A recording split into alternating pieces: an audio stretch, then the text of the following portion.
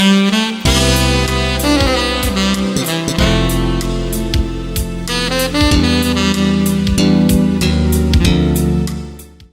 fait déjà depuis quelques années, 4-5 ans, que nous travaillons donc, à l'Université populaire de Ris-Orangis, qui est un laboratoire social et dans lequel nous essayons de créer des noyaux de conflictualité. Par noyau de conflictualité, il faut entendre le fait que les gens expriment des opinions divergentes et qui ne sont pas forcément obligés d'être d'accord pour pouvoir se mettre ensemble et puis élaborer des projets. Donc cette hypothèse de travail, donc, de créer des noyaux de conflictualité est, je pense, vitale pour toute société. Une société qui n'a pas de contradiction, une société qui est morte, une société qui ne vit pas. Et donc c'est dans une des hypothèses de travail qu'on a eues depuis quelque temps à Ris-Orangis. Aujourd'hui, nous avons le 11 janvier, on a eu des événements de Charlie Hebdo qui ont été vraiment des événements assez violents, assez durs pour la société française en général. On a eu quand même des terroristes qui sont venus, qui ont tué un journaliste de renommée et qui ont attaqué également des juifs. Donc ces événements nous ont affectés. Et dans l'Université populaire, nous sommes là parce que nous voulons améliorer la société et nous sommes affectés par la société dans laquelle on vit. Donc on a à chaud essayé de débattre sur ce sujet, qui n'est pas un sujet simple, parce que d'un côté, nous avons effectivement des terroristes, avec leurs mandataires, qui se sont accaparés de la notion du sacré à travers la personne de Mahomet. Au nom de ce sacré-là, on perpétré de la barbarie, sous le prétexte que d'autres, les rationalistes, les post-modernes, on peut dire, au nom de la raison, pensent que tout est possible. Donc ces deux visions du monde se sont affrontées, en fait, et ont créé le chaos qu'on a vécu pendant quelques temps. Et nous, dans l'Université populaire, on a l'hypothèse que toute une civilisation se base sur des interdits. On ne peut pas avoir une civilisation où tout est possible, tout est permis. On ne peut pas avoir une civilisation où au nom du sacré, tout est également possible. C'est-à-dire qu'on ne peut pas aussi aller tuer sous prétexte que c'est sacré. On ne peut pas non plus aussi annihiler le sacré, dès que le sacré n'existe pas.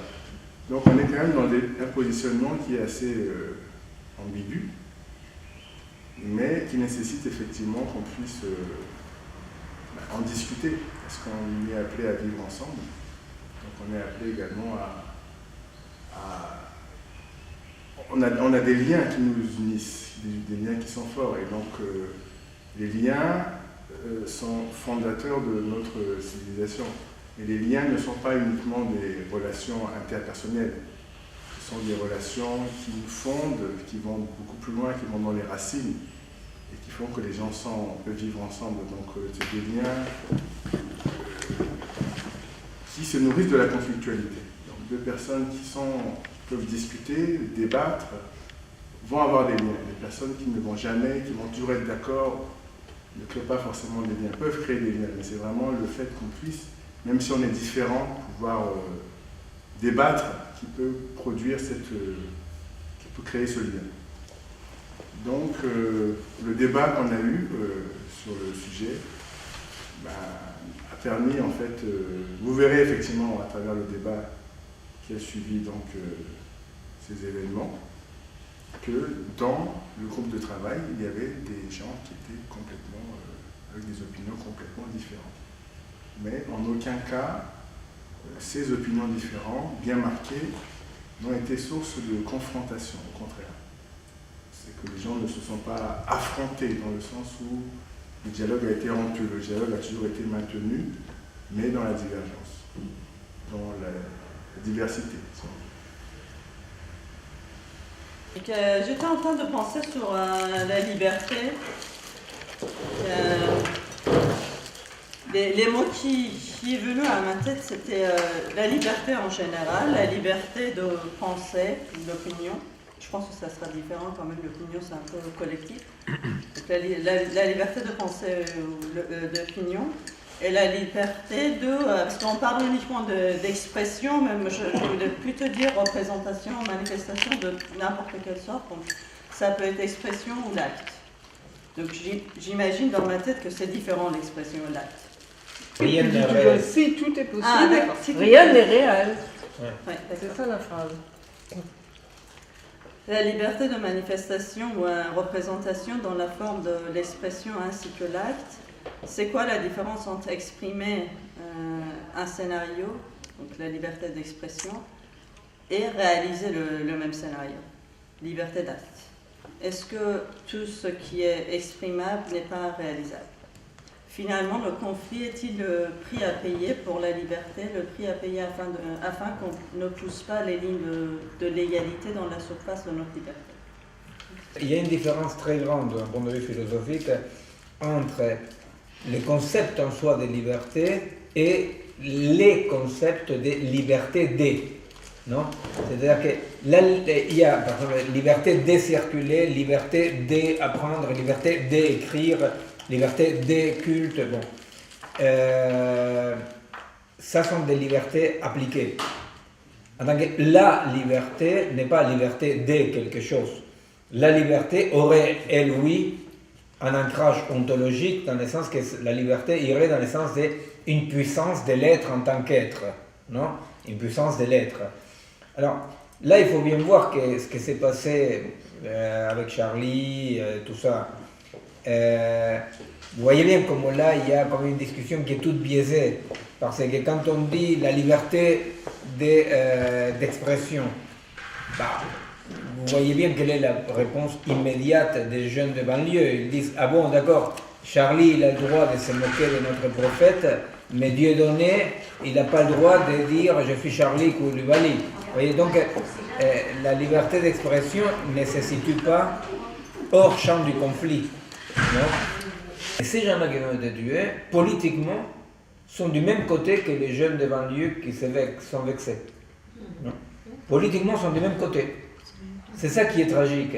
Les deux sont les victimes. Malheureusement, les deux sont les victimes. C'est-à-dire que ceux qui ont vexé les jeunes de banlieue et les jeunes de banlieue vexés, les deux sont les victimes, quoi. Le sacré est un ensemble d'interdits fondamentaux. On dit on ne touche pas aux femmes ou aux enfants. Voilà. C'est les tabous. Sacré. C'est sacré, ça. Là, par exemple, on ne touche pas aux femmes ou aux enfants. C'est Ou par exemple, on peut pas. C'est chrétien. C'est Non, chrétien. chrétien ou pas chrétien. Non, c'est pas chrétien, ça c'est le droit de l'homme. On dit par exemple, on peut pas avoir du sexe avec un enfant. Bah oui. Tu vois, on peut pas avoir du sexe avec un enfant.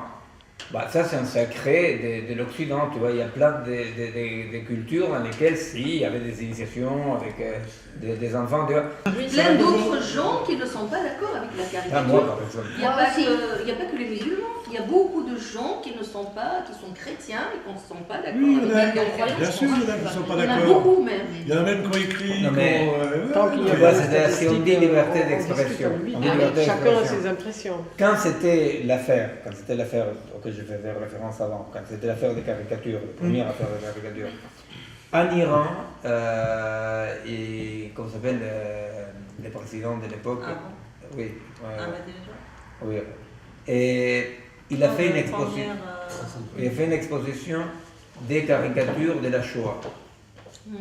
Alors il a dit, ben voilà, oui, il a dit. il dit, vive la liberté d'expression, on fait une exposition des caricatures de la Shoah. Alors, c'est ce que je dis à des copains de Charlie qui ne sont plus là, je dis, ah bon, tu ne respectes rien, tu peux tout faire, fais une caricature sur la Shoah. Mais ni mort, ni sous, ni drogué, aucun de ces iconoclastes total aurait fait une caricature sur la Shoah. Et ils ont raison, parce que moi, s'il avait fait une caricature, s'il y a un journal qui fait des caricatures sur la Shoah, moi je pense qu'il faut l'interdire. Il faut faire attention parce qu'il ne faut pas se gauver comme ça la propagande officielle. Il ne faut pas dire on est pour la liberté d'expression. Pour la liberté d'expression dans un sens. Alors, le problème c'est que c'est interdit de dire ça. Ce que je dis là, maintenant c'est interdit. Parce que si je dis ça, je suis en train d'être d'accord avec les terroristes. Or, je pense que les terroristes islamo, c'est un danger total, que c'est une horreur, effectivement. La fin de la conflictualité, ça veut dire ça. Ça veut dire que soit on est avec les terroristes, soit on est avec l'islamophobe. Et ça, c'est la fin de la conflictualité. Parce que la conflictualité, ça veut dire que je ne pense pas le monde comme ça. Je ne pense pas le monde terroriste ou islamophobe. Et je vais vous dire, les morts de Charlie ne pensaient pas le monde comme ça non plus. Non, mais si on prend des mots qui est écrit dans le Coran, la femme doit être voilée. Mais pas Non, du c'est pas vrai. tout. Du tout. C'est pas marqué. C'est pas vrai. C'est pas du tout marqué. Là, alors, tu connais pas le C'est Coran. Ouais, elle vit Bah, un après, peu. tu connais pas Laurence quand même. Non, mais c'est pas écrit. Il y a pas- République Non, mais islamique, on on fait connaît éducation Caroline islamique. Forest. Oui, moi aussi. Donc, Mais il n'y a pas que ça. Il y a plein Et il y a des sourets qui ont de Maquet, il y a d'autres qui ont de Madiné, donc ça dépend de Non, quel mais côté. Sarah, je Justement, pense ça quand même dépend que de- je pense que l'islam est Oui. une religion vivante. Et comme toute religion vivante, il y a des courants, des interprétations ça dépend différentes. C'est ce que je veux dire, tu je vois, parle ça pas dépend. uniquement des sourds, c'est ce que l'histoire. je veux dire. Les principes de guerre de Proust, comme le principe de, je sais pas, Non, mais c'est du bon Proust, par exemple. Tu lis La recherche des temps perdus. Et de quoi il parle Proust, comme c'est vraiment un vrai roman, personne ne peut dire Proust parle de ça. Tu vois, tu as des lectures à l'infini. Il y a des lectures à l'infini, tu vois. Mais il n'arrive pas à comprendre que les caricatures prennent sens aussi situationnellement. Ce que je vois, moi, c'est le. Quand il se révolte un musulman comme ça, c'est pas tellement pour le Coran, c'est pas tellement pour le prophète, mais pour lui-même. Parce que c'est sa nourriture, c'est sa respiration, c'est avec ça qu'il vit. Et tu viens de dire qu'il vit mal, c'est opprimé, etc. C'est une chose avec laquelle il respire cette chose. Et tu vas lui déraciner cette chose, c'est comme si tu vas le tuer en fait. Oui, bien sûr. C'est même pas ni pour le Coran, ni pour Mohamed, ni pour. C'est pour lui en premier. Tout à fait.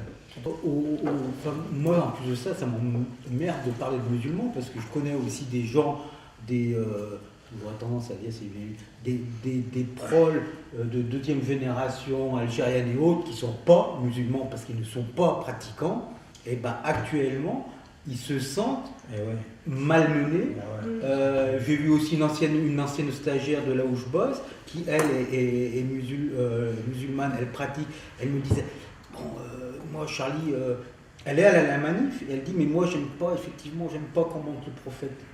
Et elle le disait, mais vraiment comme ça, elle n'était pas en révolte. Mais ça veut dire que je trouve que assigner, et ça c'est Badinter, j'aurais foutu une pêche dans la gueule, pourtant j'adorais ce mec-là, qui a dit à un moment que les musulmans les musulmans de France devaient prendre position contre les islamistes, enfin sur le gros truc Not in my name. Je trouve ça odieux.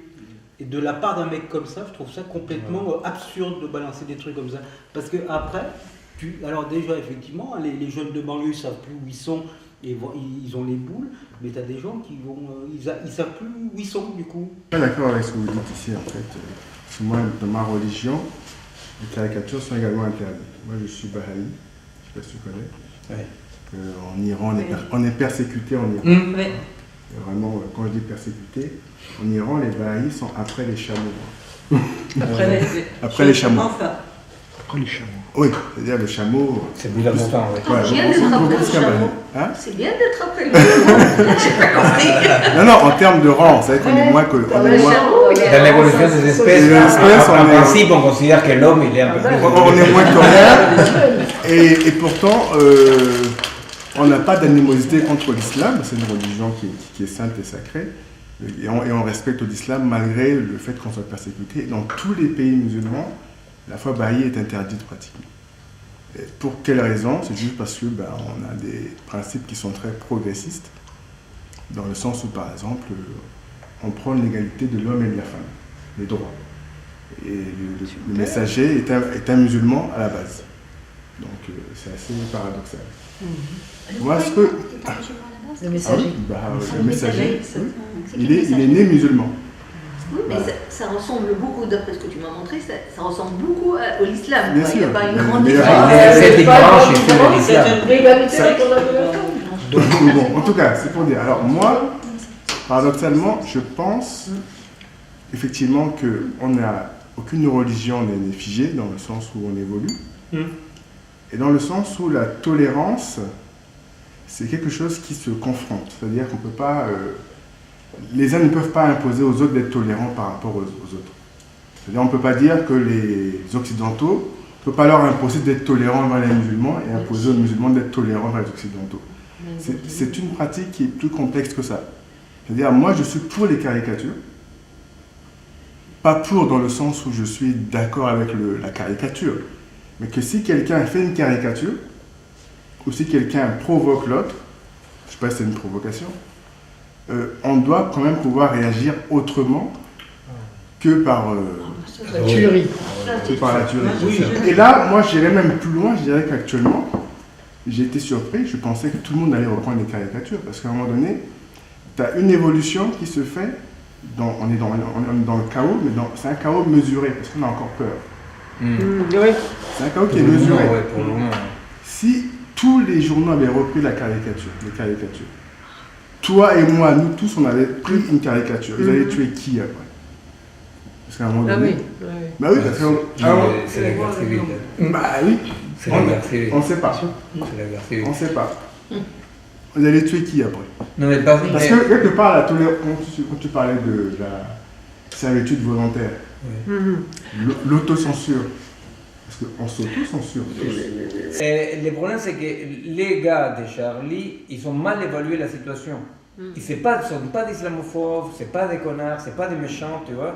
C'est des mecs qui ont mal évalué la situation. C'est-à-dire qu'en ce moment-là, effectivement, eux, en tant qu'anarchistes, et je partage, moi-même en tant que libertaire, je partage ce principe, tu vois.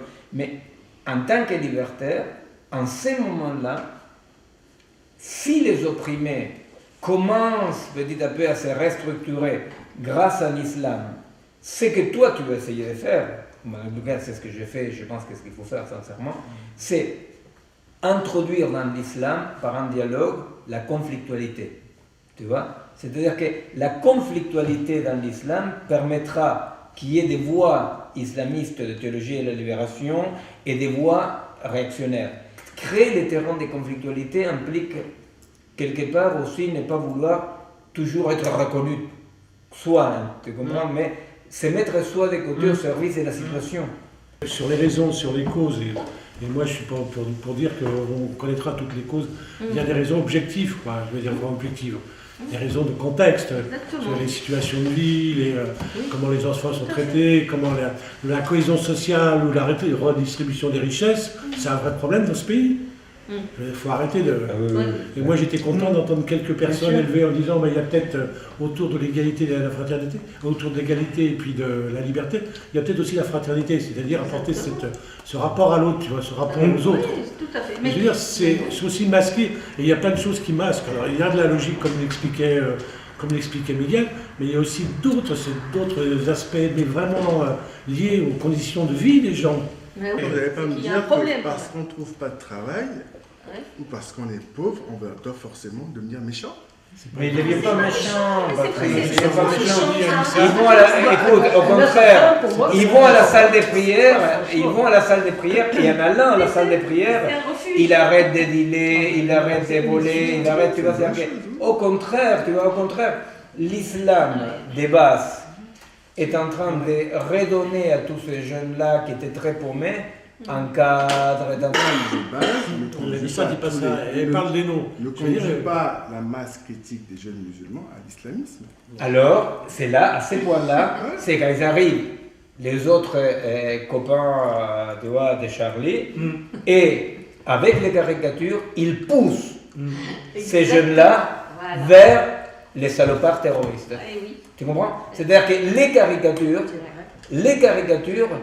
poussent ces jeunes-là vers l'islam Mais terroriste. bien sûr. Tu vois, ces liens-là dans lesquels on dit, je comprends que la salle que tu as prié Allah, je comprends que tu pries Allah. Pour moi, il y a des principes aussi, la postmodernité, le néolibéralisme est une merde, je suis d'accord, mais pour moi, les principes ne sont pas Allah. C'est pas Jéhovah non plus, hein, mais c'est pas Allah. Mais je comprends ta recherche des principes, etc. Ça, c'est ce que les laïcards radicaux, tu vois, qui ont fait des massacres en Algérie, ne veulent pas que ça existe, tu vois. Ils veulent casser ça. Et alors, tous ces jeunes-là, qui auraient pu dialoguer, qui auraient pu... C'est ça la conflictualité, tu vois. La conflictualité, c'est que les terroristes salopards, payés par les milliardaires de Qatar, soient isolés par les musulmans. Chose qui arrive dans certains pays musulmans, tu vois. Mais que ces caricatures-là, c'est dingue, ils font reculer un boulot des années, Attends. tu vois. Par rapport au tabasseur, je veux dire, c'est une illustration, tu vois. Parce que toute l'organisation sociale a été foutue en l'air.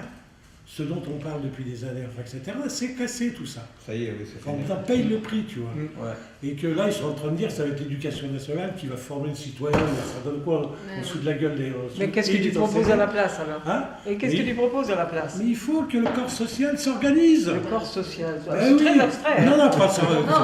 Non, les initiatives, le droit, ce que tu disais tout à l'heure, d'avoir des points de vue, de faire quelque Ah bah, chose. tu vois bien, hein, Je veux dire, on est le tous. corps social, il faut Non, ça. mais tu te trompes. Vraiment, tu te trompes profondément là. Hein? On est tous là. Je t'assure qu'il n'y a pas beaucoup d'élus en France dans lesquels une laïcarde républicaine, une musulmane, Ah oui, quand même, d'accord. musulmane assez croyante, une musulmane libérale, un juif, un catho, on peut parler avec... Non, toi, on te nomme même pas. Un chameau. Un pré-chameau.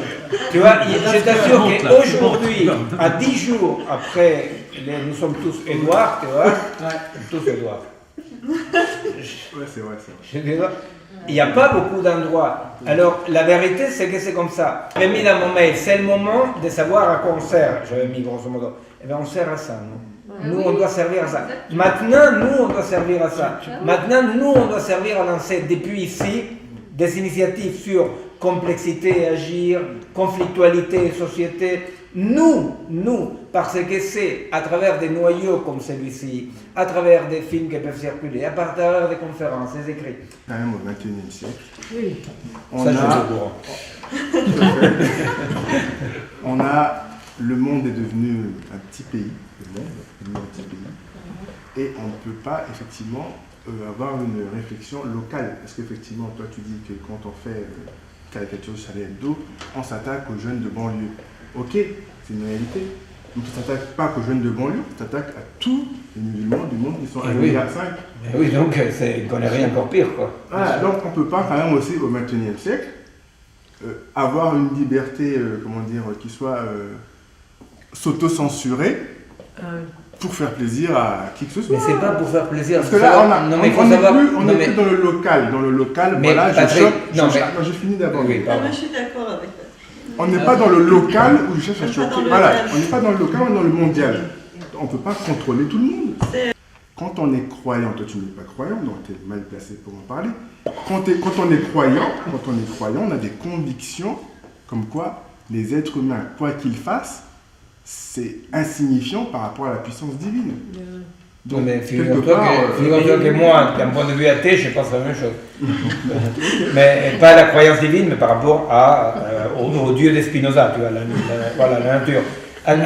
Moi, je ne suis pas d'accord avec deux choses que tu as dit. Une, pensée globale te rend esclave. Parce que justement, la seule possibilité d'agir, c'est de territorialiser localement les choses. Donc, effectivement, la question c'est de dire, ici et maintenant en France, les problèmes du voile, il faut les penser ici et maintenant en France. Oui. Alors, au Qatar, les voiles veut dire autre chose. Ah oui, c'est le Qatar. Donc, il faut lutter pour arriver à une pensée locale. Je constate également, parce que je pense qu'on est tous dans des expériences humaines, des vécus, et on observe également les choses. On a aussi, je pense que moi, dans de ce qu'on vit aujourd'hui, ça aide également des millions de personnes à être plus tolérants. Ou pas. Ou pas, Ça, mais ce qu'on fait. surtout les musulmans. Beaucoup de musulmans à être La tolérants. caricature, ça n'est pas être Je suis désolé parce que Il se pose quand même la question. beaucoup de musulmans, moi je connais des musulmans avec qui je travaille, qui sont très croyants, qui sont contre les caricatures Voilà. à 100%, mais le fait de voir des caricatures à répétition peut également aider les gens à dépasser ce clivage de caricature. Mais ça- nous, ici, on dit, il y a quelque chose qui est possible. Tu vois, il y a un truc possible. Tu vois, ces trucs possibles, je crois qu'il ne faut pas les garder là. Je pense que vraiment, avec ce qui arrive, Voilà. un groupe comme le nôtre Ailleurs. doit... Ah oui, on doit diffuser. On doit arriver à un point, non pas d'accord entre nous, mais on doit arriver à un socle commun conflictuel et que je pense qu'on doit faire des rencontres publiques, on doit faire des textes.